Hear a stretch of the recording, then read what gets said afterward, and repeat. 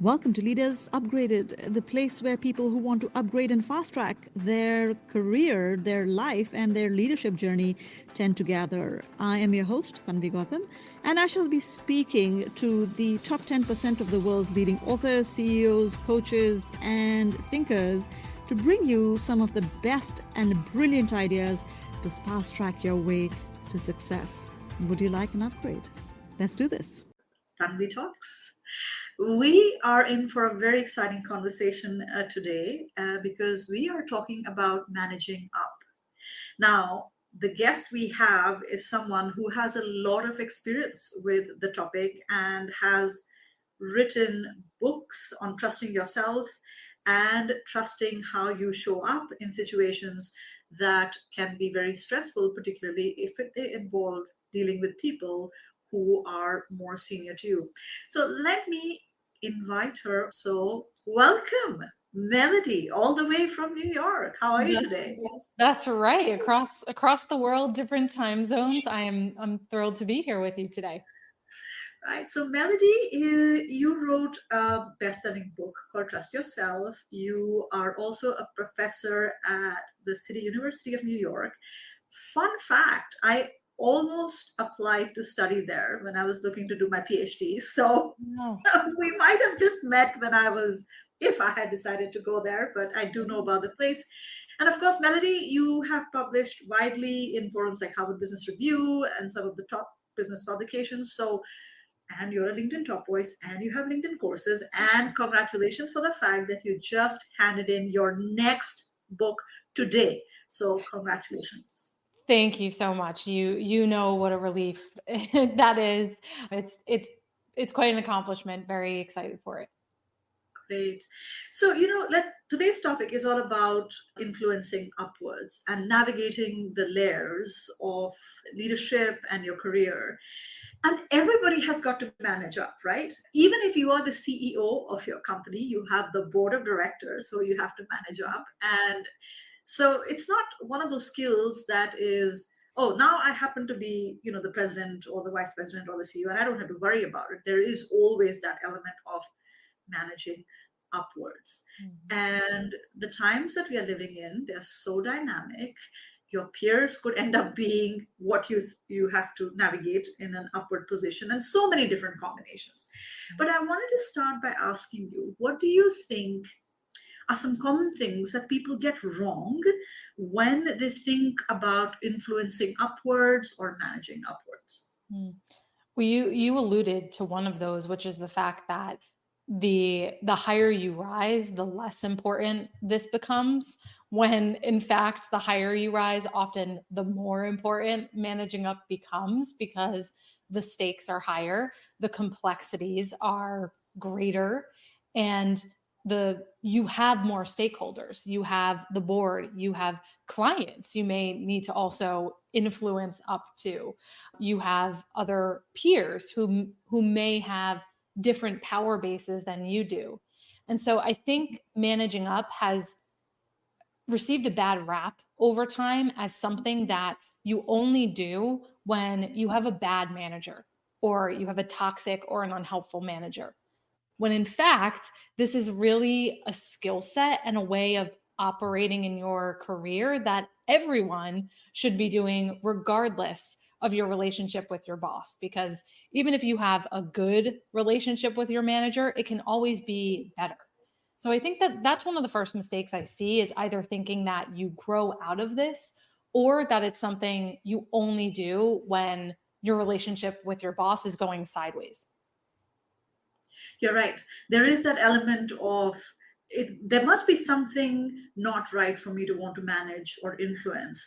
But I almost wonder sometimes if we should not even be saying managing or influencing, but to use my favorite word, collaborating with those who are above you.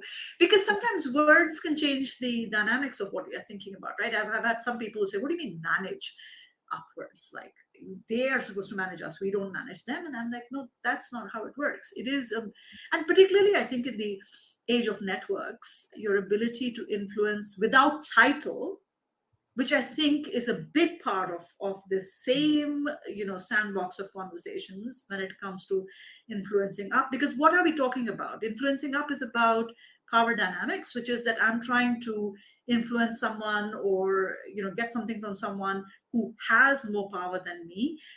And in a networks economy, that could be just anybody, like you said, even a client would be. Mhm.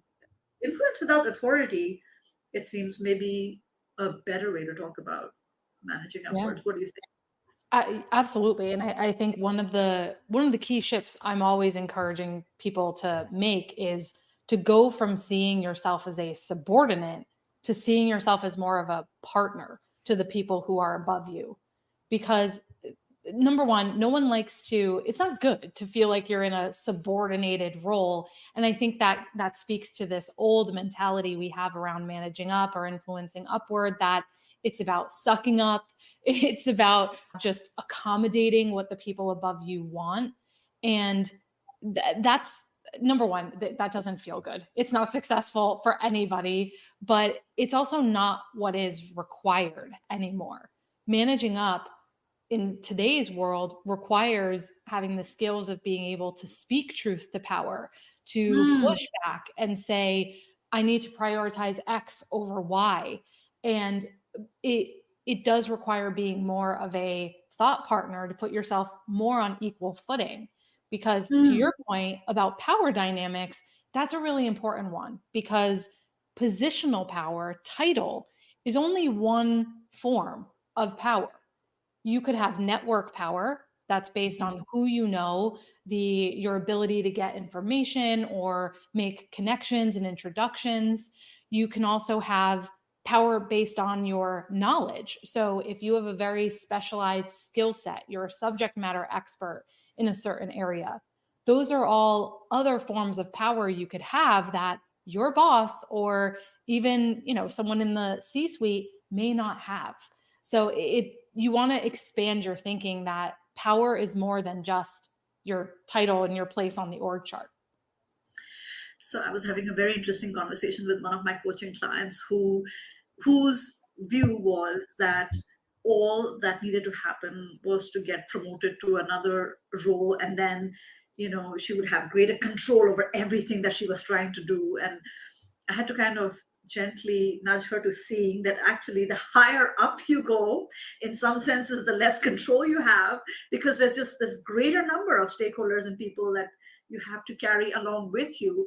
So Mhm. yeah, you may be able to set the agenda with a little bit more authority, but execution is always happening through other people, even if it is a peer of yours in another function. So if you happen to be working in tech, and then you have to coordinate with somebody in finance or with marketing, etc. So you may have greater authority over the people who are in your function, but the moment it goes across, it just doesn't hold, right? So Precisely. Yeah. And I mean, you could choose to motivate people through what's called coercive power, which is I'm above you, you do what I tell you to do, and coercing people through fear of punishment or what have you. But that's not effective. It might work short term, but you're going to totally ruin trust, and people may do it that one time, but they're not truly bought in. So yeah, even if you do have positional authority, you still need to be able to inspire people, to influence them beyond just wielding your title to say do as I say. I just think that anybody who thinks they can use positional power hasn't dealt with teenagers enough. If you are a parent to a teenager, that you learned a long time back that I told you so, it doesn't fly very much. So, That is a um, perfect point. so let's talk about this idea of, okay, I'm convinced I need to learn how to influence without title or manage upwards, go beyond positional power, etc. But for me to influence somebody else, I need to have a voice that I can use, about a position or a point of view that I can share with others. Mm. But that's not as simple as it sounds, because particularly when you move up into a different role, then you're still trying to get a feel of how far you can push things and how you should go about it. And so, finding your voice can take a little bit of time. So what is that process even like? Yeah. And I think you were speaking to the first piece of it, which is, you know, before you just put yourself out there and, start taking ownership of things or start speaking up about certain things, you really have to survey and understand the landscape around you. For example, what are people's fears? Those above you may have certain concerns about budget, or maybe there's particular clients that they want to keep happy more than others for whatever reason. So you have to understand some of these dynamics, the history. What is the state of the organization? What are the goals and objectives that they're moving for? Are they in a high growth stage, or is the organization or your team in a maintenance stage where they're prioritizing stability and optimization over high growth, for example? And understanding that, really reading the environment and even listening to the types of words people above you use. Are they using words like moonshot idea, we want to take big leaps, innovation? Or are they using words like, we want to stay true to tradition, how things have been done? We need to adhere to compliance is a big priority for us. Listen to that, because you're going to get cues about priorities and how you need to craft your voice to truly be heard. That's an excellent point. I think getting a sense of the context. And I think companies have different cultures. And you're absolutely right. The stage of growth in which we are does influence the kind of language you might want to use or what you set up as priority. I mean, do you have any favorite advice for people who are trying to communicate with executives that are far more senior than themselves? Because I think we're the one of the rules that I heard was be here, be quick, and be gone, which in any case, you are kind of rattled as is, and then you're supposed to be here, be quick, and be gone. What's an advice that you have with someone when you're sitting, across the table with somebody far, far more senior than you, and you're cognizant you better be concise and add value to the conversation? Yeah. Yeah. And I'll loop back to that, because I think overall, yes, executives, they move very fast. They're having to operate at a 10,000-foot level. And so whenever I'm coaching clients on this, a big mistake I see people make is leading with too much context or leading with too much process rather than getting to the bottom line up front. So let's say you're presenting to executives and you start your presentation about the history and the different stakeholders you consulted to get to this point. And the executive is thinking, I don't even understand why I'm here. Tell me why I'm here and what you need from me. And so the more you can get to the point, today I'm going to share with you the top line highlights from our Q3 revenue report and get your consultation and buy-in on our next steps for that. Okay, great. I know what is expected of me as the executive. Perfect. And so that idea of bottom line up front, that actually comes from the US military. And it's the idea of don't bury your ask. Keep that up front and then give the context and the information. But an executive wants certainty. They want clarity about where you're going, what's expected of them. And so bottom line up front. I am also a big fan of bullets and executive summaries because executives are scanners. These are people that are getting hundreds of messages a day. They're having to take in tons of information from every different business unit and level. They don't have time to absorb long things in depth. And so if you are sending them an email or a report, breaking things down into these are the top 3 highlights you need to know, bullet, bullet, bullet, or here is a 2 to 3 sentence executive summary of the takeaways from this deliverable. That's going to go much further to actually, again, this is about how do you flex your communication style, not become overly accommodating and become someone you're not, but how do you just flex how you present your information so your voice is actually heard, your message is actually received, taken seriously, and taken in by those people? Mm. Yeah, because I think sometimes when people are told to modulate their voice, depending on the person that is in front of you, there seems to be this conundrum around, am I being authentic to myself? I said, of course you're being authentic to yourself. We're not asking you to change your message. What we're asking you to do is be mindful of the receptivity of the person sitting in front of you. I mean, my favorite example to give always is this question of, where do babies come from? And like, your answer is going to differ. If it's a 3-year-old, it's a 13-year-old, if it's a 21-year-old, you've got to calibrate to who is in front of you. And so this idea that I'm modulating and hence I'm not being authentic, I mean, no, absolutely, you are being authentic, but you just want to be heard in the right way by your audience, so that audience sensitivity is always there. Exactly. Yeah, there was back in back in my university days, I remember taking communication classes, and one of the key points in the first class was communication happens at the end of the receiver. Someone has to receive your communication for communication to have happened, right? Without that, you're just saying things, but is it actually landing with people?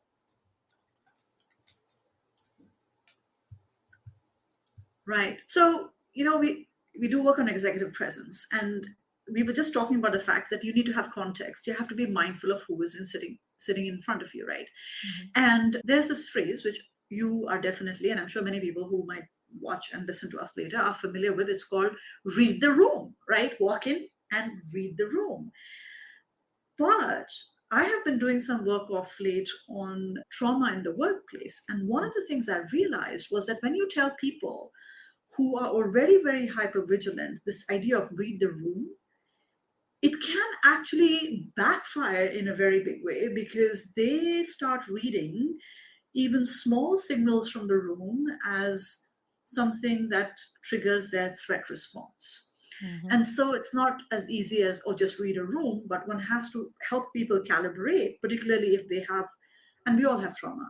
It's not about massive things happening. It's about just your, coping ability having been outperformed by the stress that's on your system. But, that's a separate conversation.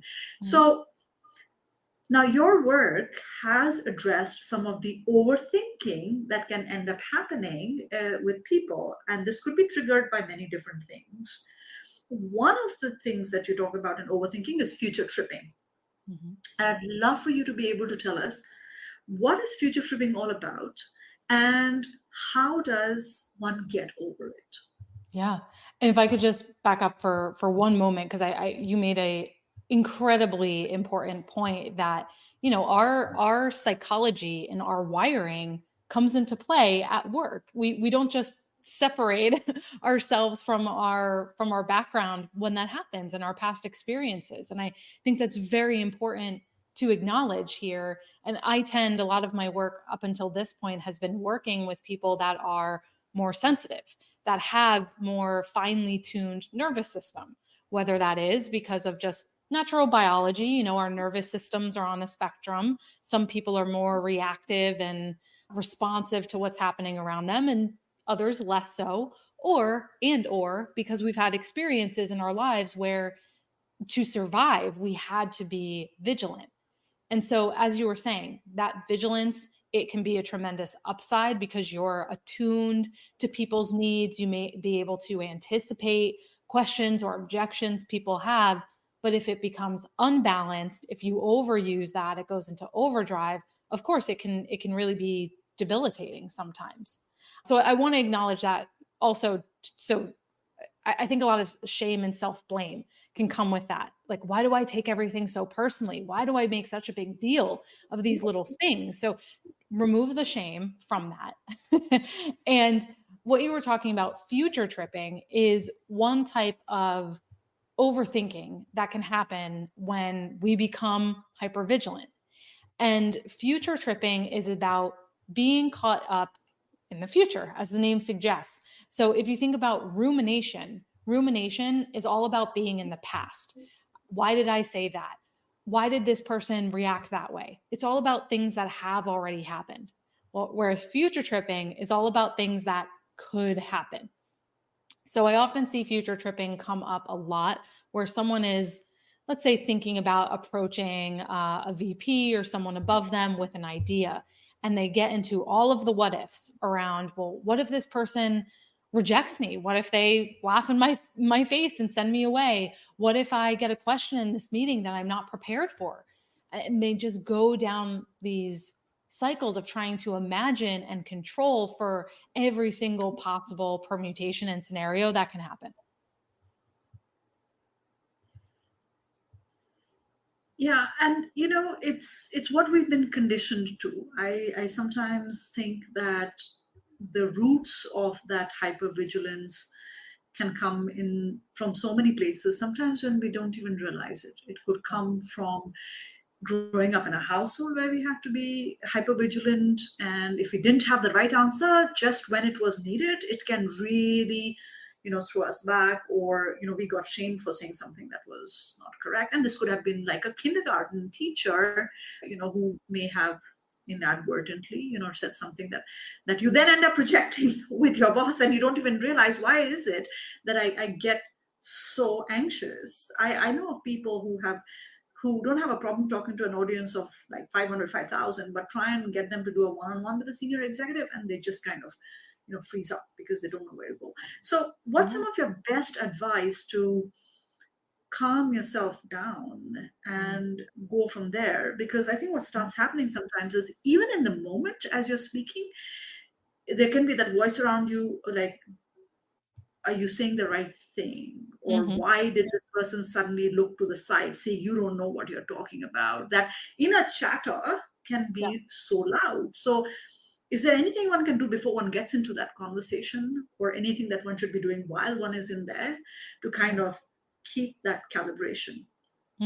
One of my favorite strategies is to use your ability to anticipate the future. Use that to your advantage, and actually think about what is the absolute worst case scenario. What happens if I'm not able to answer a question? What happens if the senior executive gets upset with me and raises their voice with me? What is the worst that could happen? And for most people, it's, I'm going to lose my job. They're going to fire me. They'll let me go. And actually take whatever your worst fear is out to its logical extreme. Like, okay, what if that happens? How would I deal with it? What would my next steps be? I'd go on LinkedIn. I'd clean up my profile. I'd maybe reach out to these people from my past to see if they could introduce me. Walk yourself through that exercise, even if it's just mentally in your head, because it's calming to your brain to feel like you can, number one, name and identify a problem, but number two, have a plan to deal with it. You automatically feel more in control, less powerless, less just caught in the ambiguity and uncertainty, which is often, especially for those of us that have trauma, that's the most triggering, is just the unknown and the lack of safety you feel. So give yourself that sense of safety that, you know what, actually, many times when you do this, you'll realize the worst case scenario maybe isn't even realistic or isn't that bad. And no matter what happens, I could figure it out. Maybe it would not be pleasant, it would not be fun, but I could deal with it. So many times just going through that exercise, especially beforehand, if you're really getting caught in future tripping, can be helpful just to reset your perspective, bring things down to size. Yeah, that's true. And I suppose learning to breathe through it is always good advice. Of course. And reframing. I mean, did I hear this correctly? Or I remember one time I was talking to somebody who's much more senior than me, and I had gotten that meeting with a lot of effort, and he kept glancing at his watch, which can be unnerving. Like, am I not making sense or whatever? And then, instead of just kind of going down that path of thinking, I caught myself in the moment, and I actually said, I've seen you've looked at the watch a few times. Is there a better time for me to come back, perhaps? Which I have to say was a little bit of chutzpah going on right there. Like, he could have just said, well, young lady, I'm busier than you are. So like, yeah. But one, I was familiar with him, so I knew it wasn't going to be that much of a risk. But Mhm. he did end up sharing with me on how his wife was having a medical diagnosis report coming out, and that's what was distracting him. And he said, no, you're right. Okay, fine. You have my full attention. And I was like, no, I totally get it. But, realizing that it's not always about you. Sometimes it's the other person, and giving yourself that grace in the moment, Yeah. I think sometimes can really help you as well as the other person. Yeah, and I was going to add, you were saying in the moment, what do you do when you start spiraling out because someone is glancing at their phone or it looks like they're doing emails? Assume best intent. Assume Mm. assume the most generous explanation for that Yes. person's behavior for your own sake, right? Assume that maybe they're being called away. You never know. They might have a relative who's having a medical emergency right now. Yeah. Assume the best possible explanation for yourself. I think it's also fantastic that you gently call that behavior out. That shows confidence, right? That shows confidence to say, I have situational awareness of what's happening here, and I want to be respectful of your time. Could we do something different here? Should we do something different here? And so yes, when I'm working with clients, and again, I would probably suggest doing this one-on-one versus doing this in a group of people where it could be Yes. perceived differently. But if you notice, let's say an executive's getting short with you, you could say, I notice your tone has shifted a little bit. Was there anything that caused that? Or did anything contribute to that? Right? Don't label it as I notice you're getting upset. Do not put that label on it. Give it a neutral Yes. label. I noticed your tone shifted, or I noticed you seem, you, I'm trying to, I don't want to say you seem a little distracted, but I noticed you're looking at your watch, right? Don't put a label on that as distracted.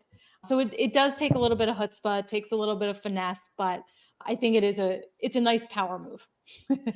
Yeah, and this is such great advice about when you would do use a certain tactic versus not, because I think sometimes when there are other people in the room, this can have such a power dynamics running to it that strategies that you could use one on one, you do not want to use them in a group, because it can send you in a tailspin of sorts. So I think that's really good advice, that differentiation between the one on one and the context. And I love the fact that do not put your label on it, because you really don't know what that behavior is.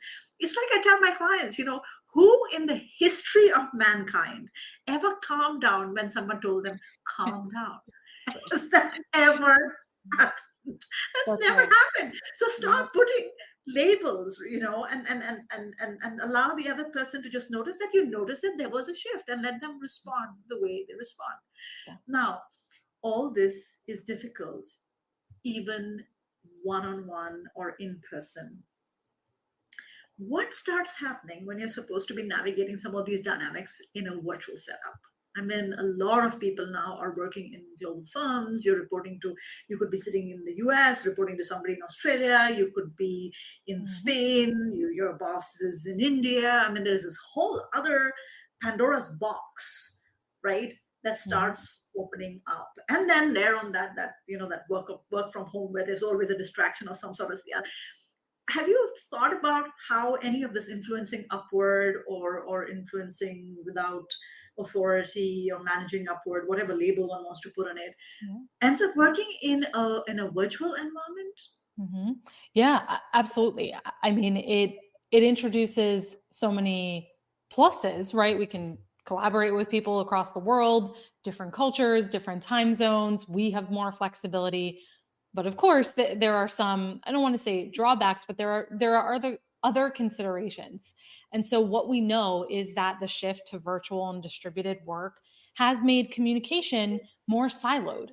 So you don't have the opportunity as much anymore for other people to observe you working hard or to just have these spontaneous interactions. You have to be much more intentional, proactive, structured about how you build relationships, how you get your results and your accomplishments in front of other people.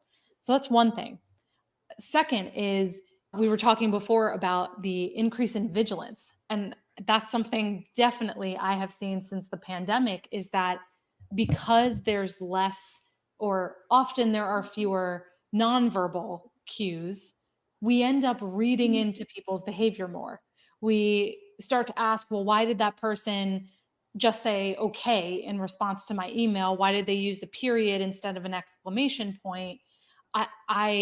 You might perceive someone's tone over Slack or Messenger different than they meant it. So there's all these opportunities for misinterpretation, as well as cross-culturally, different cultures may have different norms around giving feedback or bringing up problems. And then you have time zone differences too. I have a lot of clients who are based here in the States who work with teams that are in Asia. And so they're having to either get up very early or stay up very late. And sometimes that can affect how they show up to their work or their boundaries. They may be working all different hours of the day because they want to be available during the times that they overlap with certain teams. Right. And so I suppose the advice of assume best intent applies even more there than it does in one-on-one settings. It's interesting. I hadn't thought we were going to go here, but I'm just going to take a minute to kind of plug in this resource that we have for people who are trying to influence across silos, and silos can come in so many different forms. So, there is a download to fast track your influence across silos, and it's in the ticker as well. So if you're listening to this and this is of interest, and make sure you kind of check it out. We'll put it in the chat as well. But it is definitely more complicated because the number of distractions that you have is so much higher in a virtual setup, and the cues are reduced. But I suppose it's the same thing, right? Like I don't know, but I think I end up having a conversation in direct messages a lot more than I'm having even with what's going on in the room, which is like these side conversations. I sometimes worry about like who's talking to whom, and I always worry about that one day I will send a message about somebody to somebody I shouldn't have sent that message to. There's that dynamic as well that one has to contend with. So we have one of the questions that has come up here, which is an interesting question, which is about boundaries. Any thought about boundaries? It's hard to do it with peers. Forget about senior management. Where does one even begin? And I have a feeling like this could be a 1 hour answer because it is hard setting boundaries. Where does one start? How should one go about it? Oh yes. Yeah. Boundaries could be its own book in itself for sure. And so when it comes to boundaries, first you have to really assess what is your pushback power, because you can't, to our conversation earlier, you can't push back on everyone in exactly the same way across all different situations. So you need to assess, what is my leverage here? Have I been with the company for a long time and I've built up social capital either through that tenure or through my track record and what I've accomplished? People see me as a valuable contributor, and therefore I have a stronger standing to advocate for myself. Do I have a strong relationship with my boss or other senior management? And that trusting relationship gives me a foundation where I know I can take bigger chances with my boundaries or be more direct with that. What's the state of my boss's stress, the state of the organization? Are we under a lot of pressure right now where people may be more resistant to that? So just take into consideration these factors, as well as, what am I pushing back on? What's the potential? Does that affect people beyond me?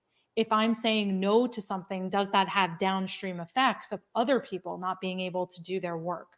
So I think that's the first step, is to really assess what leverage and power do I have to push back. And even if you go through this exercise and you realize, actually, I don't have a lot of leverage here, that's okay. That is okay. Number one, you can always build it. There are some forms of power, like we were talking about before, that can be built and cultivated over time. And second is, you can also say, what I recommend to my clients is making strategic concessions. So you may have to say yes to something once or twice, but make it clear that this is an exception. So you may say something like, I understand it's an all hands on deck situation right now, and I'm happy to step in, but I'd like to understand, do you anticipate this becoming a regular thing? Or do you anticipate this becoming part of my core duties? So you're being clear in a gentle way that I'm happy to be a team player right now, but this isn't something I want to understand if this is something that is going to happen regularly. Oh my gosh, this is just such solid gold advice right here, because a lot of people, when they think about boundaries, the first thing is that they kind of get their back up, because they think now this is going to be confrontational, it's going to be antagonistic, and there's going to be power play. But what I'm hearing you say is that when it's done at the right place, at the right time, with the right person, with the right tone, the right words, that there is a way to do this in a manner that is easy on you and it's easy on them. Yeah. And I love this thought of, when you're making an exception, to be clear about that, because that way you come across as a team player, but at the same time you send a signal, right? I think boundary setting is a lot about sending signals, don't you think? Oh, 100%. I'm a huge advocate of, you teach people how to treat you. And if you are always responding to every single emergency, you get back to emails within 2 seconds, you're the first one who is always volunteering. Again, there is a time and a place for that. But if you do that to your own detriment, you are teaching people that you are the one who's always going to be the savior, and that everyone can be dependent on, who will fix every problem. And that can actually lead other people to underfunction. They don't step up, they don't take responsibility because you're doing it for them. Why should they? And Yeah. so you want to be mindful of what precedent, what expectations, what signals am I sending out with how I stand up for myself or don't. Yeah. And I think some people suffer from the savior complex, where they get their sense of identity for having saved the day, and that's a classic recipe for burnout. I mean, there was an article by Rob Cross in HBR about the collaborative overload, and I talk about this in my book on deep collaboration as well, that one of the reasons people resent collaboration is because they, now I have to collaborate with all these people, and then particularly the cross-silo collaboration piece that we were talking about earlier, right? That it's become so messy. What's mine to do? What's yours to do? What's ours to do? And if there is no clarity, then the people who suffer from savior complex, or the hero complex, or whatever. I mean, I'm not a psychologist, but that complex where you feel the need to go in and swoop and save the day.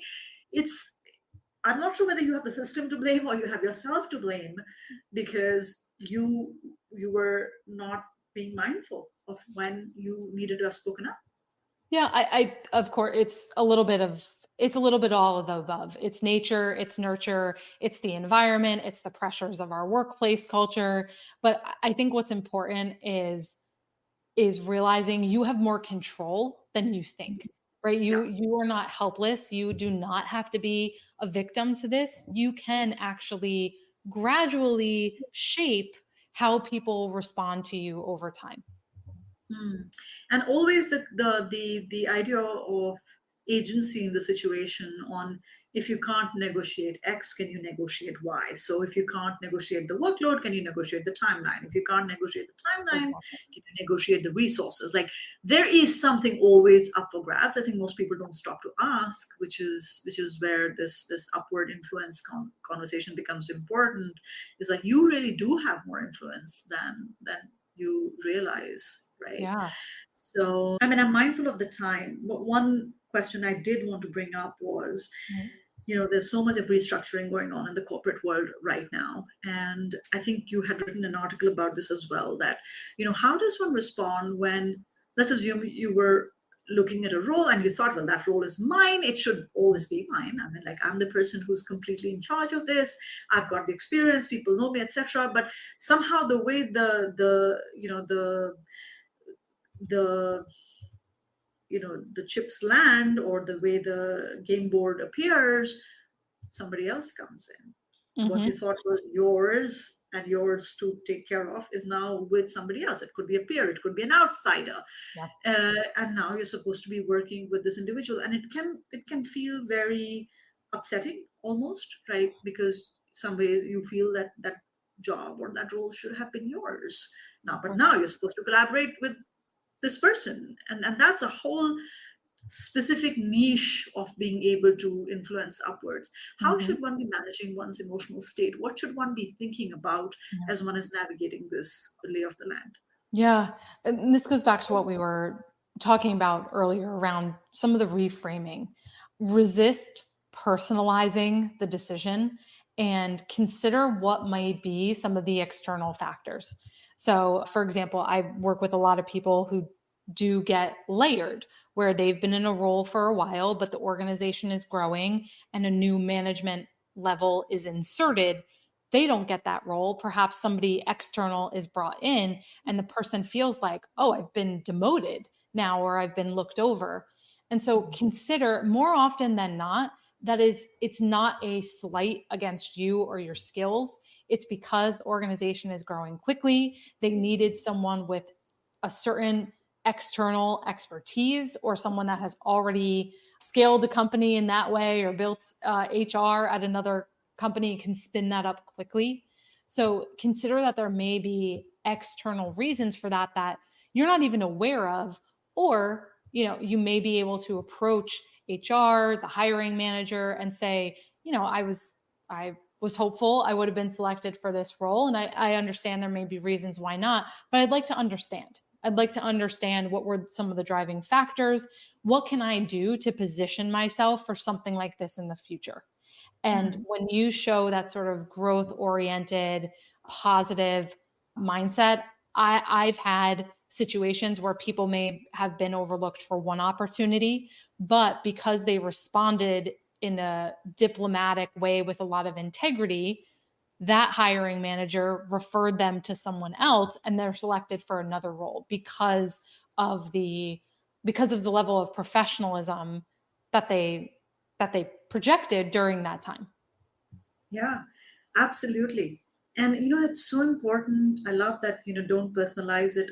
It's interesting that the answers to a lot of the questions that we've been discussing today go back to certain fundamentals, such as Mhm. not taking it personally, such as being able to negotiate at the edges. There's this underlying, 5 or 6 things that we've seen come back over and over again in the Yeah. conversation. So, working on these skills can pay such rich dividends. And I suppose the thing also to remember is, it doesn't take time for the game board to change, and you just don't know how it's going to come back to reflect on you, on how you managed to convey how you were feeling in the moment. Yep. Because as I always tell people, personal brand is built or ruined in moments that matter. It's not about what you're posting, and years of good work can sometimes get ruined because people didn't have that composure that they needed to have Mhm. brought to the situation. But Yeah. well, I think we're out of time, but thank you so much. I really appreciate it. I have to say, this was a great conversation in, reminding ourselves of how to carry ourselves in these situations, and the influence that we need to have, the influence that we already have. And I'm positive that, a lot of practical strategies will be adopted by people who are listening to this, or watching us live. So thank you again for finding the time, Melody. We'll of course link to your website in our show notes, and can't wait to read the next book, which I'm told is out, going to be in March 2025, called Guess What? Why don't you tell them what it's called?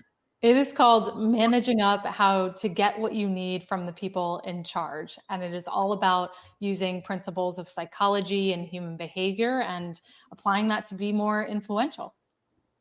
I can't wait to read it. Thank you so much. Have a lovely day ahead. And thank you everyone for joining us for this episode of Tanvi Talks. We'll see you soon. Bye. That concludes this episode of Leaders Upgraded. But wait, Your journey is just getting started. Go to www.leadersupgraded.com for more insights, more inspiration, and more tools to continue the journey. And if you have someone who you would like to nominate for the podcast or a particular topic you'd like us to cover, then also visit www.leadersupgraded.com and let us know. If you like this episode, please do share it. Please do subscribe to the podcast. And I look forward to continued upgrades with you. Take care.